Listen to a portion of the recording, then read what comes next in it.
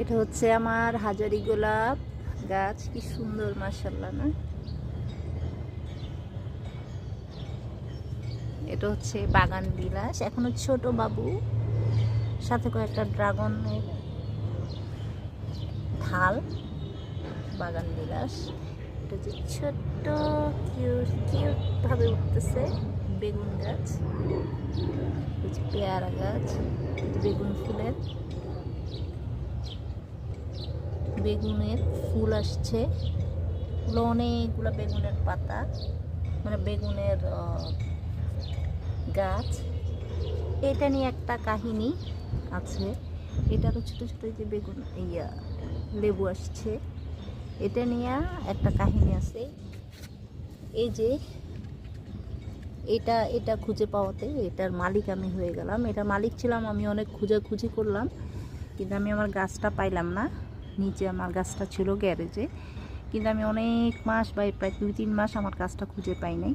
পরে কে যেন ছাদের উপর আনলো, আনার পরে আমার গাছটা খুঁজে পাইলাম, লেবু গাছ। হ্যাঁ, এটাকে আমার পুরা মনে আছে আমি কীভাবে কী করলাম। তারপরে এটা প্রমাণ হিসেবে এই ঢাকনাটা আমি রেখে দিছিলাম, যে প্রমাণ হিসেবে। আমি ঢাকনাটা আনার পরে এখন উপরে যে ছাদে গাছটা দিল, উনি আর কি কিছুই বললো না, কারণ ওই যে সিন্ড্রেলা গল্পের কাহিনীর মতো জুতা হারানো, একটা জুতা হারাই গেছে, আর একটা জুতা কীভাবে যেন এই করলো, এটার গল্প অবশ্য অনেকে জানেন। তো এই মানে এই প্লেটটার জন্য মানে আমি এটা পেয়ে গেলাম, এটা আমার প্রমাণ হইল যে এটা আমার গাছ। তো যাই হোক, অনেক খোঁজাখুঁজি করছে এই গাছটা নিচে গ্যারেজে, যে কোনো একটা কারণে রাখছিলাম কিন্তু পাওয়া যায় নাই। তো অবশেষে পাইলাম আমার গাছটা, যে কি সুন্দর ফুল,